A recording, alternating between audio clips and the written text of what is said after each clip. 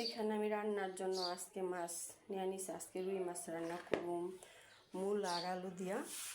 এখানে যে সব কিছু বের নিছি।